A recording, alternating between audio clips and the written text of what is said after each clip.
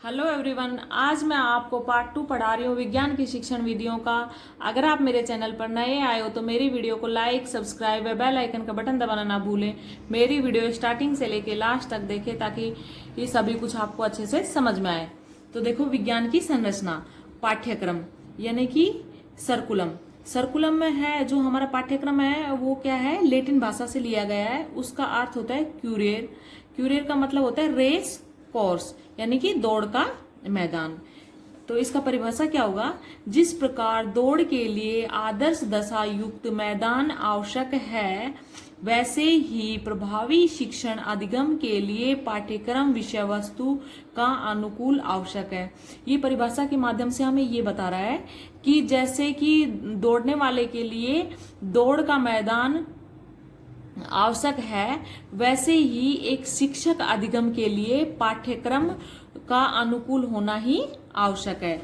यानी कि शिक्षण अधिगम के लिए क्या करना है, क्या होना आवश्यक है, पाठ्यक्रम और या विषय वस्तु का अनुकूल, यानी कि वो हमारे अनुसार होना बहुत ही आवश्यक है। अभी कनिंघम ने एक परिभाषा दी है, वो देखो, यह कलाकार के हाथ में यंत्र जिसमें वो अपनी सामग्री को अपने कलागृह में अपने आदर्शों के अनुरूप निर्मित करता है। तो कलाकार, यहाँ जो कलाकार है वो किसको कहा गया है, शिक्षक को कहा गया है। यंत्र है वो पाठ्यक्रम है, सामग्री है वो क्या है, बालक है। कलागृह कहा गया है किसको, विद्यालय या कक्षा को।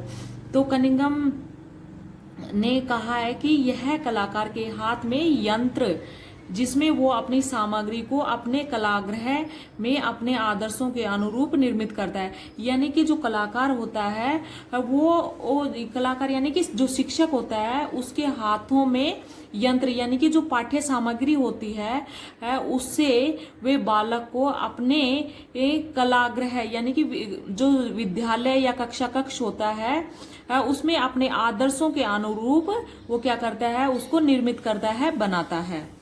नेक्स्ट देखो, पाठ्यक्रम। पाठ्यक्रम क्या होता है, पाठ्यक्रम मध्यस्थता या हस्तक्षेप करने वाला पर भी कहा जाता है। यानी कि जो मध्यस्थता है या हस्तक्षेप करने वाला है उसे हम क्या बोलेंगे, पाठ्यक्रम बोलेंगे, क्योंकि ये शिक्षक एवं शिक्षार्थी के व्यवहार व कार्यों को यह निर्धारित करता है। जो शिक्षक और शिक्षार्थी यानी कि जो हमारा टीचर होता है और बालक होता है उसका व्यवहार कैसा होगा, कैसा होना चाहिए, उसको वो निर्धारित करता है। क्या निर्धारित करता है, पाठ्यक्रम निर्धारित करता है। तो उनके मध्यस्थता या हस्तक्षेप करने वाला भी कहा जाता है किसको, पाठ्यक्रम को। विज्ञान पाठ्यक्रम की संरचना कैसी होनी चाहिए, सामान्यतः विचार व अवधारणा भारतीय संसद एवं वैज्ञानिक समिति कोठारी आयोग के अनुसार देखो, विज्ञान शिक्षण सामान्य संरचना, जो कि विज्ञान शिक्षण की सामान्य जो संरचना होती है वो कैसी होती है, वो सजीव जगत होती है, ब्रह्मांड, पदार्थ एवं ऊर्जा युक्त होती है। सजीव जगत में क्या है कि मानव आते हैं, जीव जंतु आते हैं, पादप या संपदा, ये सब क्या आते हैं, सजीव जगत में आते हैं। तो हमारी विज्ञान शिक्षण सामान्य संरचना कैसी होनी चाहिए, सजीव जगत होनी चाहिए, ब्रह्मांड या पदार्थ एवं ऊर्जा युक्त होनी चाहिए। नोट नंबर 1 देखो, सामान्यतः विज्ञान की संरचना के अंतर्गत उपरोक्त निम्न बिंदुओं का समावेश होना चाहिए। नोट नंबर 2 देखो, विज्ञान में प्रत्यक्ष अनुभवों पर बल देना चाहिए। यानी कि विज्ञान में जो प्रत्यक्ष अनुभव होते हैं ना, एक तो हम अनुभव कैसे होते हैं, अप्रत्यक्ष होते हैं, एक प्रत्यक्ष होते हैं। अप्रत्यक्ष जिसको हम दूसरों के द्वारा ग्रहण करते हैं, और प्रत्यक्ष यानी कि जो खुद के द्वारा हम करते हैं, करके देखते हैं, करके सीखते हैं वो।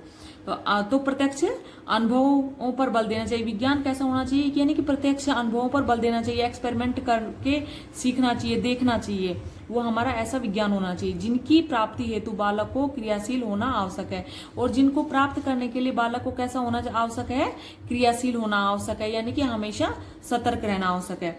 भारतीय संसदीय एवं वैज्ञानिक समिति विज्ञान की संरचना, इस समिति की अध्यक्षता 1961 में लाल बहादुर शास्त्री, जो भारतीय प्रधानमंत्री थे, ये विज्ञान की संरचना, इस समिति की अध्यक्षता लाल बहादुर शास्त्री जी ने की थी। कब की थी, 1961 में की थी। और इन्होंने बताया कि प्राथमिक कक्षाएं हमारी कैसी होनी चाहिए वो बताया इन्होंने।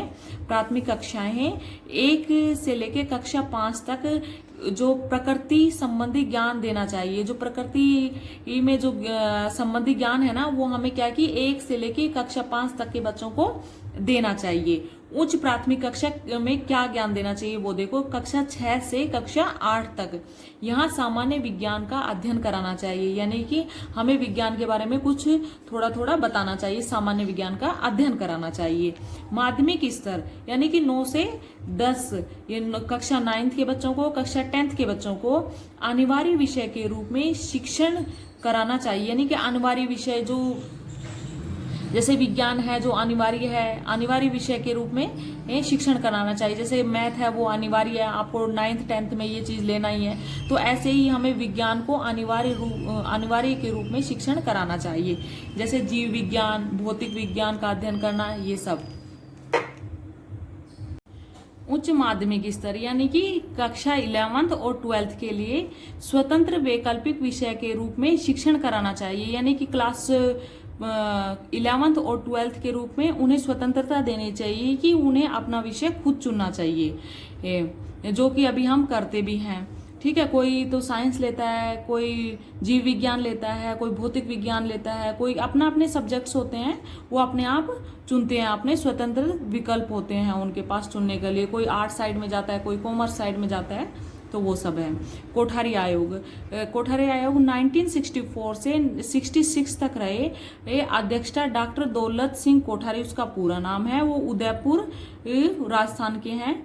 उन्होंने 3 भाषा सूत्र का प्रतिपादन किया है, कोठारी डॉक्टर दौलत सिंह कोठारी ने।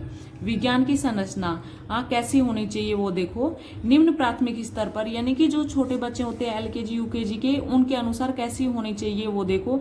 प्राकृतिक, सामाजिक एवं भौतिक वातावरण से संबंधित ज्ञान देना चाहिए।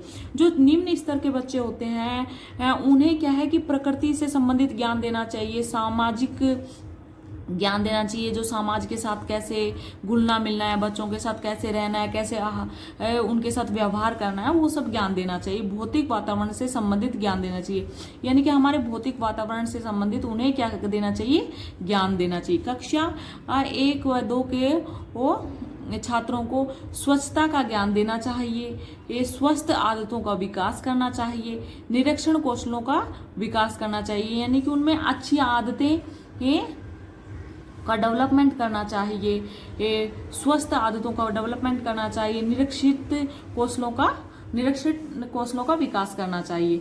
अभी देखो उद्देश्य एवं मूल्य, उद्देश्य और लक्ष्य। अभी इसमें मैं आपको डिफरेंस बता रही हूँ, ये क्या होते हैं क्या नहीं। ये उद्देश्य होते हैं वो क्या है, पाठ्यक्रम पर आधारित होते हैं। लक्ष्य क्या है, ये पाठ्यचर्या पर आधारित होते हैं। जो उद्देश्य होते हैं वो हमारे क्या है, पाठ्यक्रम पर आधारित होते हैं। लक्ष्य हैं ये पाठ्यचर्या पर आधारित होते हैं, ये सीमित होते हैं। जो हमारे उद्देश्य हैं ये क्या है, सीमित होते हैं। लक्ष्य क्या है, ये व्यापक होते हैं।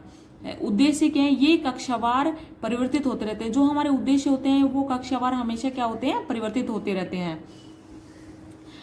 और जो हमारे लक्ष्य होते हैं ये व्यापक होते हैं, ये कक्षावार विषयवार अपरिवर्तित होते हैं, इनमें कोई बदलाव नहीं आता है।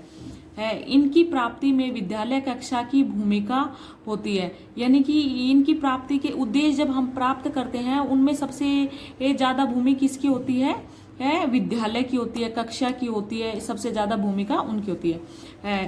इनकी प्राप्ति और लक्ष्य क्या होते हैं, इनकी प्राप्ति में विद्यालय के अतिरिक्त समाज, राष्ट्र, परिवार की भूमिका होती है। जब हम किसी लक्ष्य को प्राप्त करते हैं तो उसमें विद्यालय की भी भूमिका होती है, हम कैसे समाज में रह रहे हैं उसकी भी भूमिका होती है, हमारे परिवार की भी भूमिका होती है और राष्ट्र की भी भूमिका होती है। लक्ष्य होता है किसी चीज को पाना, यानी कि हमें वो हासिल करना है, तो हमारा जो एनवायरमेंट है वो भी उसमें भागीदार रहेगा, जो राष्ट्र है, परिवार है और विद्यालय है, तभी हम उस चीज को पा सकते हैं।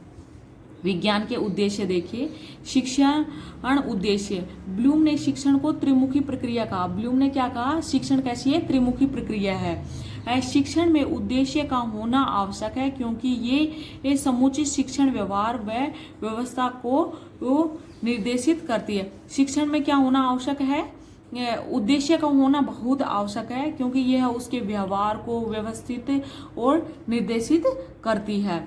तो देखो ये त्रिमुखी का मैंने एक डायग्राम बनाया है। उद्देश्य होना चाहिए उसमें, अधिगम की परिस्थितियां, अधिगम के अनुभव, यानी कि उद्देश्य होना चाहिए, फिर क्या है कि अधिगम की परिस्थिति होनी चाहिए, अनुभव होने चाहिए, उपलब्धि का मूल्यांकन, जो हमें मिला है उसका फिर हम उससे मूल्यांकन कर सके। Thank you.